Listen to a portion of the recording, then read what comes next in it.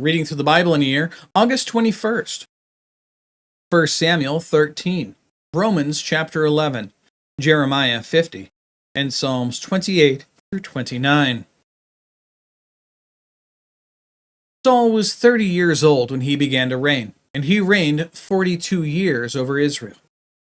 Now Saul chose for himself 3,000 men of Israel, of which 2,000 were with Saul in Michmash, and the hill country of Bethel, while 1,000 were with Jonathan at Gibeah of Benjamin. But he sent away the rest of the people, each to his tent. Jonathan smote the garrison of the Philistines that was in Gibeah, and the Philistines heard of it. Then Saul blew the trumpet throughout the land, saying, "Let the Hebrews hear." All Israel heard the news that Saul had smitten the garrisons of the Philistines, and also that Israel had become odious to the Philistines. The people were then summoned to Saul at Gilgal. Now the Philistines assembled to fight with Israel, 30,000 chariots and 6,000 horsemen, and people like the sand which is on the seashore in abundance. And they came up and camped in Michmash, east of Bethaven. When the men of Israel saw that they were in a strait, for the people were hard pressed, then the people hid themselves in caves, in thickets, in cliffs, in cellars, and in pits. Also, some of the Hebrews crossed the Jordan into the land of Gad and Gilead. But as for Saul, he was still in Gilgal. All the people followed him, trembling. Now he waited for 7 days, according to the appointed time set by Samuel. But Samuel did not come to Gilgal, and the people were scattering from him. So Saul said, "Bring to me the burnt offering and the peace offering." He offered the burnt offering. And as soon as he finished offering the burnt offering, behold, Samuel came, and Saul went out to meet and to greet him. Samuel said, "What have you done?" And Saul said, "Because I saw that the people were scattering from me, and that you did not come within the appointed days, and that the Philistines were assembling at Michmash. Therefore I said, now the Philistines will come down against me at Gilgal, and I have not asked for the favor of Yahweh. So I forced myself and offered the burnt offering." Samuel said to Saul, "You have acted foolishly. You have not kept the commandment of Yahweh which he commanded you. For now Yahweh would have established your kingdom over Israel forever. But now your kingdom shall not endure. Yahweh has sought out for himself a man after his own heart, and Yahweh has appointed him as ruler over his people, because you have not kept what Yahweh commanded you." Then Samuel arose and went up from Gilgal to Gibeah of Benjamin, and Saul numbered the people who were present with him, about 600 men. Now Saul and his son Jonathan, and the people who were present with him, were staying in Gibeah of Benjamin, while the Philistines camped at Michmash. And the raiders came from the camp of the Philistines in 3 companies. One company turned toward Ophrah, to the land of Shual. Another company turned toward Beth Horon, and another company turned toward the border, which overlooks the valley of Zeboim, toward the wilderness. Now no blacksmith could be found in all the land of Israel, for the Philistines said, "Otherwise the Hebrews will make swords or spears." So all Israel went down to the Philistines, each to sharpen his plowshare, his mattock, his axe, and his hoe. The charge was 2/3 of a shekel for the plowshares, the mattocks, the forks, and the axes, and to fix the hoes. So it came about on the day of battle that neither sword nor spear was found in the hands of any of the people who were with Saul and Jonathan, but they were found with Saul and his son Jonathan. And the garrison of the Philistines went out to the pass of Michmash. Moving on now to Romans chapter 11.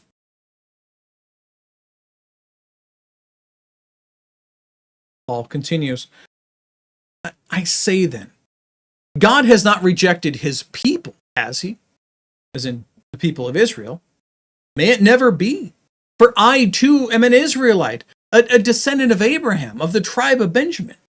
God has not rejected his people whom he foreknew. For do you not know what the scripture says in the passage about Elijah, how he pleads with God against Israel. Quote, Lord, they have killed your prophets and they have torn down your altars, and I alone, this is Elijah speaking to God now, he says, I alone am left and they are seeking my life. But what is the divine response to him? I have kept for myself 7,000 men who have not bowed the knee to Baal. In the same way, then, there has also come to be, at the present time, a remnant according to God's gracious choice. But if it is by grace, it is no longer on the basis of the law of works. Otherwise, grace is no longer grace. What then? What Israel is seeking, salvation through the law, it has not obtained. But those who were chosen, elect of God, obtained it, and the rest were hardened. Just as it is written, God gave them a spirit of stupor, eyes to see not, and ears to hear not, down to this very day. And David says, let their table become a snare and a trap, and a stumbling block and a retribution to them. Their eyes be darkened to see not, and bend their backs forever. I say then, they did not stumble as to fall, did they? May it never be. But by their transgression, salvation, that's the right word, has come to the Gentiles to make them jealous.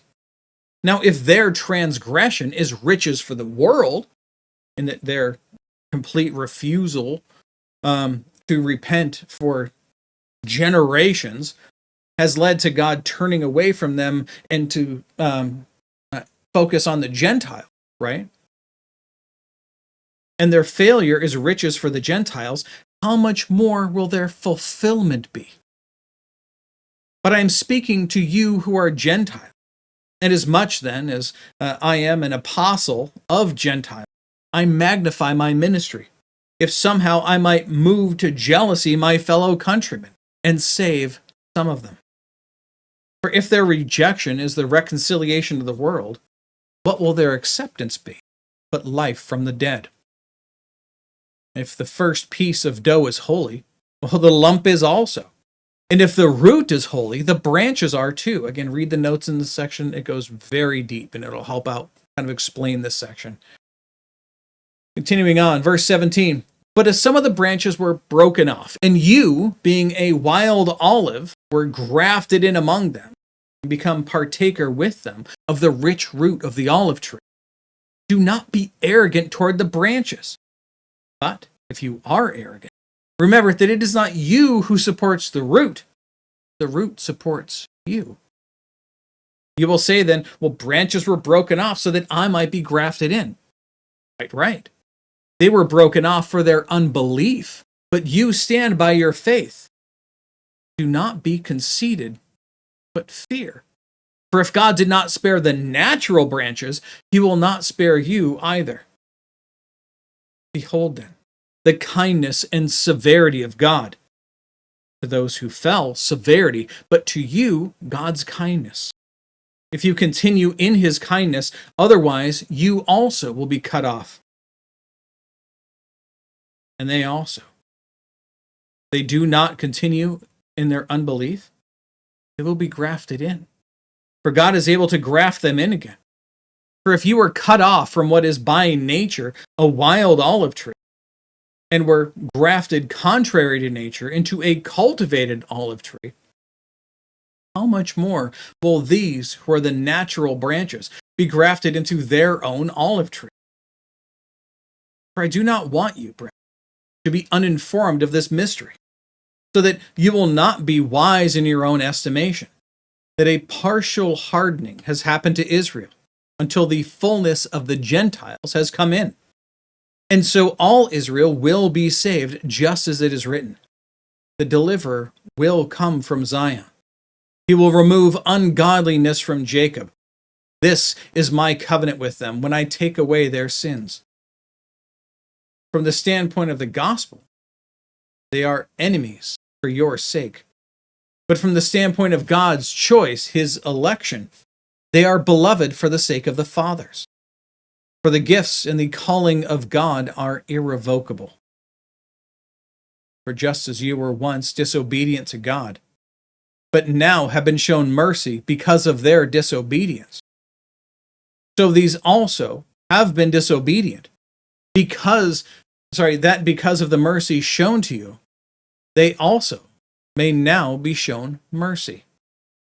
For God has shut up all in disobedience so that he may show mercy to all.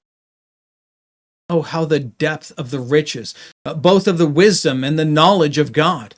How unsearchable are his judgments and unfathomable his ways. Who has known the mind of Yahweh, become his counselor? Or who has given first to him that it might be given back to him again? For from him and through him and to him are all things. To him be the glory forever. Amen. This concludes the first half of the book of Romans.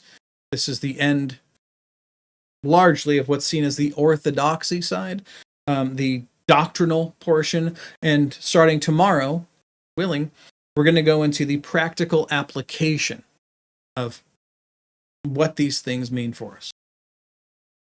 Moving on now to Jeremiah chapter 50.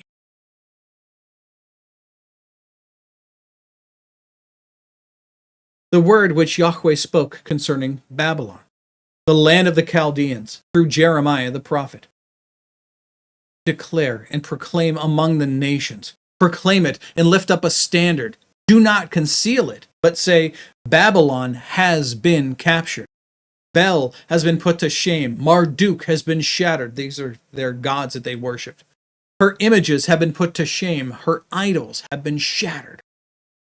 For a nation has come up against her out of the north. It will make her land an object of horror, and there will be no inhabitant in it.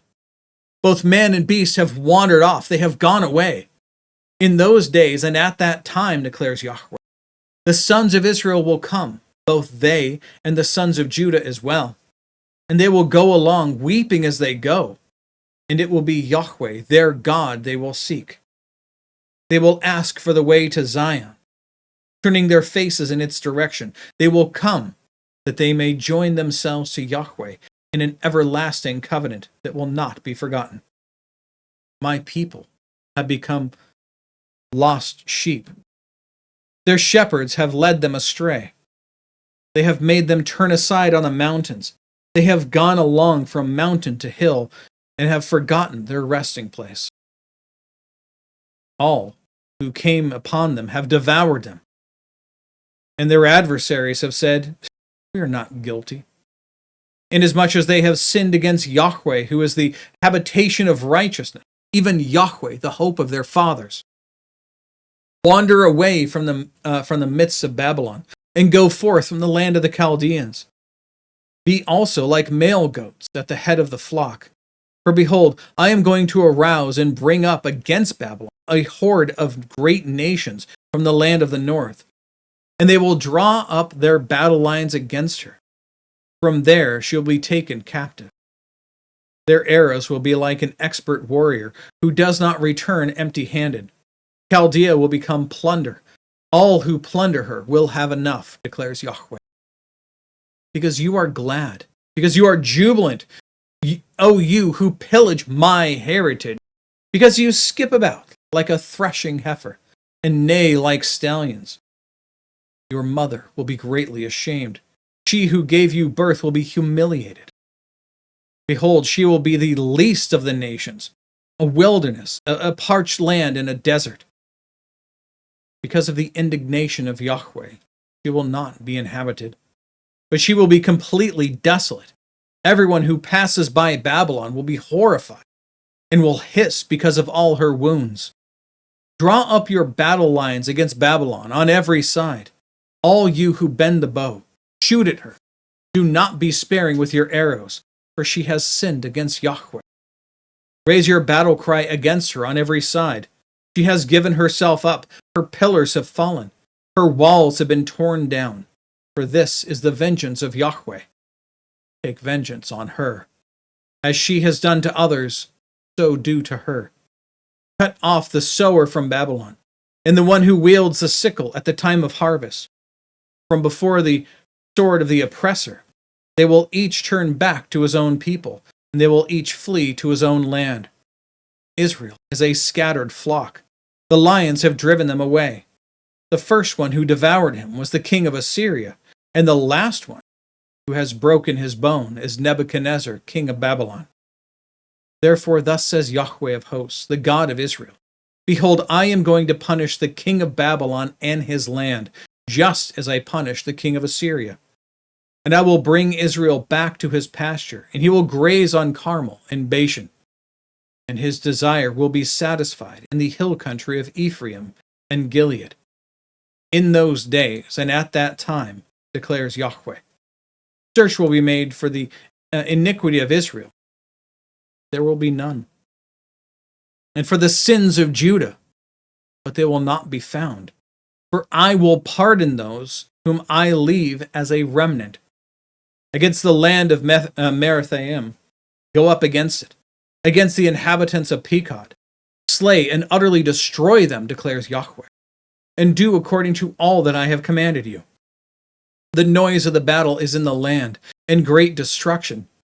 How the hammer of the whole earth has been cut off and broken. How Babylon has become an object of horror among the nations.